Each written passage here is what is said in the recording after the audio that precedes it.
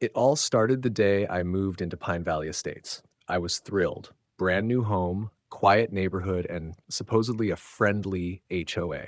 The welcome packet even came with cookies. But those cookies must have been poisoned with false promises because I met Denise, the HOA president, on my second day, and she made it clear I was already breaking rules. She knocked with that signature three-tap bang, clipboard in hand. Hi, I noticed you parked in your driveway overnight. That's a violation. I blinked. Sorry, it's my driveway. She gave a fake smile. Yes, but HOA bylaws prohibit driveway parking between midnight and 6 a.m. Street or garage only. I thought she was joking. I literally had 3 cars, 2 sedans and a pickup. The garage fit 2. The third went on the driveway. Simple math. I told her as much, politely, thinking this was just a weird quirk I could work around. She didn't respond, just scribbled something and walked away. The next morning, I got a fine taped to my front door, $75 for overnight driveway parking. At first, I paid it, then another, and another. $75 became $100. When I requested a meeting with the HOA board, they conveniently rescheduled 3 times. When I finally showed up, Denise ran the meeting like a dictator. She quoted bylaws like scripture, and anytime I spoke, she cut me off with, "You've used your time." I started documenting everything. Photos of my driveway, copies of my fines, emails. Then, after 2 months of this, I got a certified letter. Denise and the HOA were suing me. The claim? Persistent violation of community parking guidelines and failure to comply with HOA enforcement. They wanted me to pay $1,500 in back fines and $2,000 in legal inconvenience fees. Plus, if I didn't comply within 30 days, they threatened to place a lien on my property.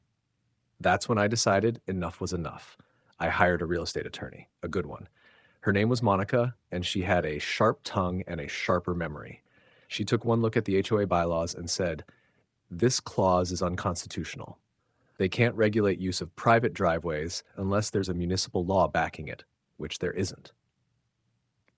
We filed a countersuit for harassment misuse of HOA funds and unlawful legal threats. We subpoenaed board meeting minutes, payment records, and even the camera footage from HOA meetings. Yes, they filmed those. And then came the bombshell. Denise had been using HOA fines to pay for personal expenses, her manicures, fancy dinners, and even a weekend stay at a spa, all masked as business development or community outreach. My parking tickets were financing her lifestyle. The courtroom showdown was brutal. Denise showed up smug in a tailored suit. When Monica began her cross-examination, though, her smirk faded fast. Monica revealed everything: false fines, misuse of HOA authority, embezzlement. The judge was furious. "Miss Bryant," he said, "you've turned a neighborhood association into your personal ATM." The ruling? Not only was the lawsuit dismissed, but Denise was ordered to repay over $20,000 to the HOA, removed from her position immediately, and, thanks to a separate civil case by the board, forced to sell her home to repay misused funds. The irony, she had to park in the very same driveway one last time before handing over the keys. The aftermath of the trial hit Pine Valley Estates like a hurricane. One day, Denise was ruling the HOA like a petty tyrant, and the next, a big for sale sign stood in front of her 2-story beige mini mansion, the same house where she once threw HOA wine mixers and distributed those condescending newsletters about community harmony.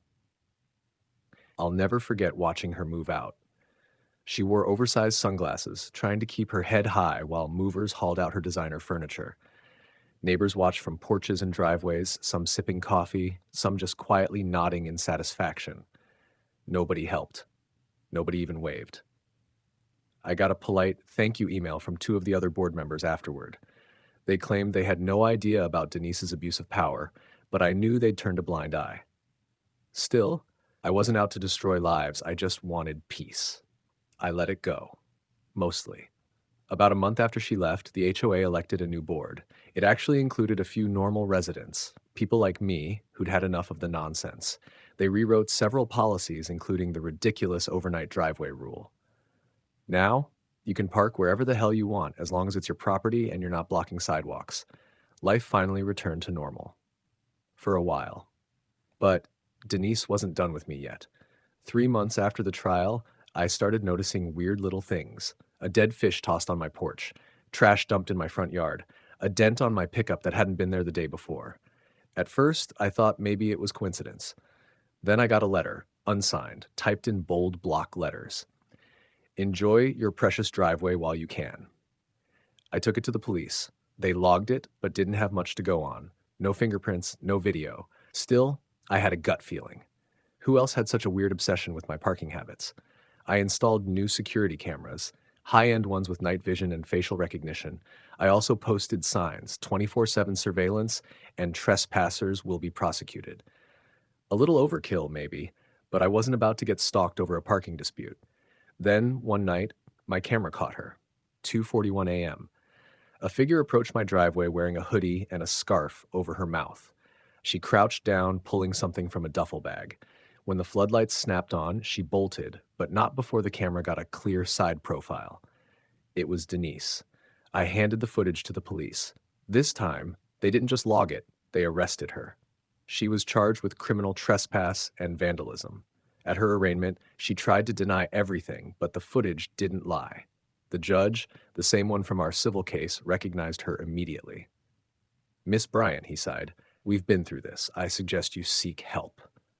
She was sentenced to 60 days in county jail with mandatory counseling and a restraining order forbidding her from coming within 500 feet of me or my property. She cried in court, finally realizing she wasn't untouchable anymore.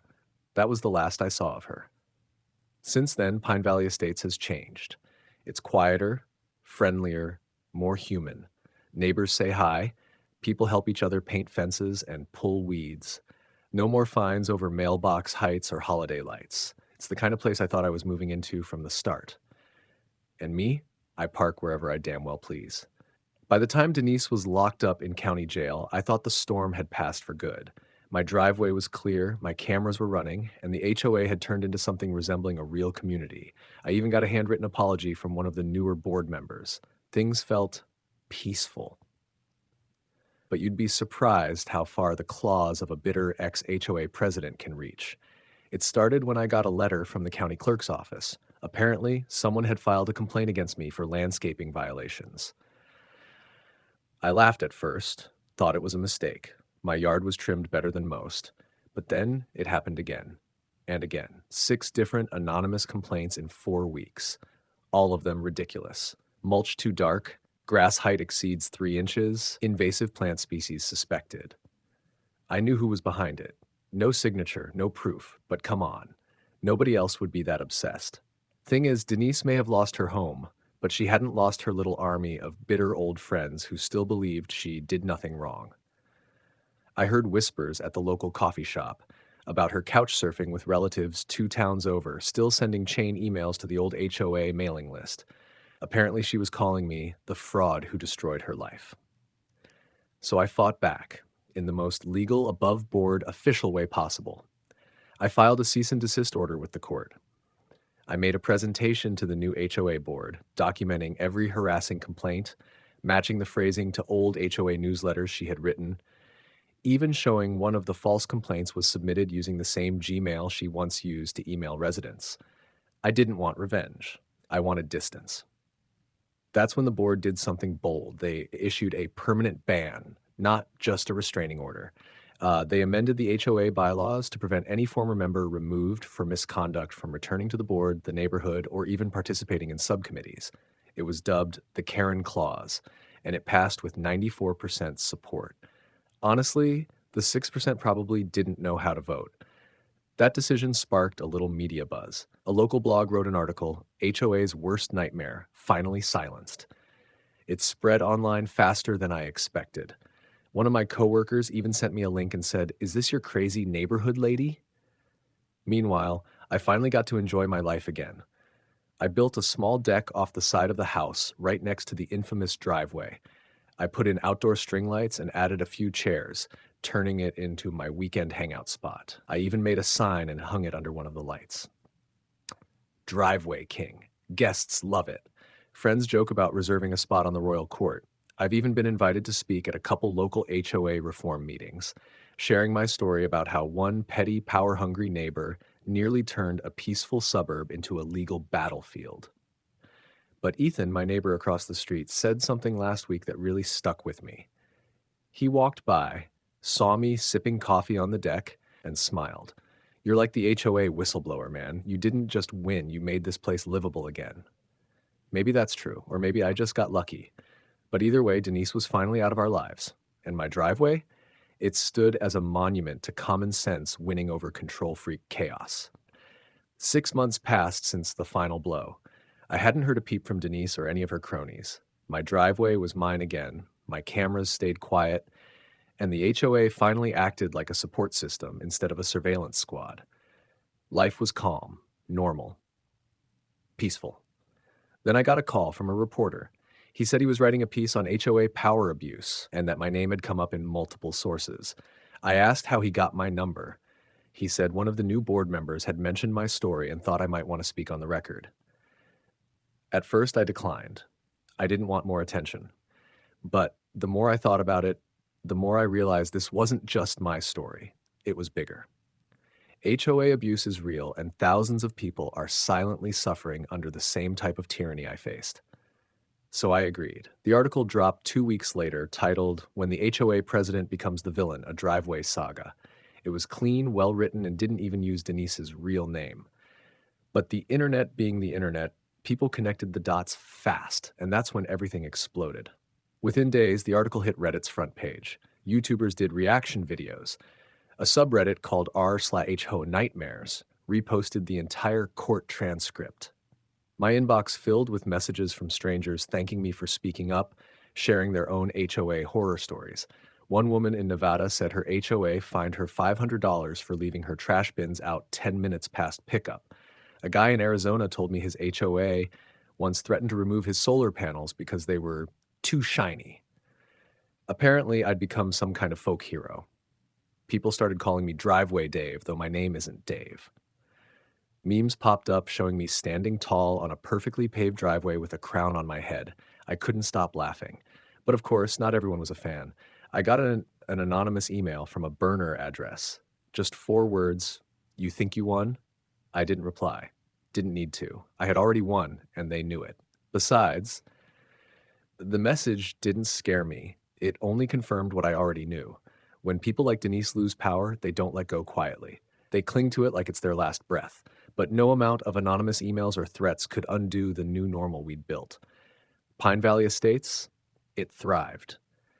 The HOA became transparent, and we even started monthly community barbecus in the park. The board published a quarterly budget report so everyone knew where the dues were going. We voted on new policies as a group, real democracy in action. And as for me, I bought a second pickup.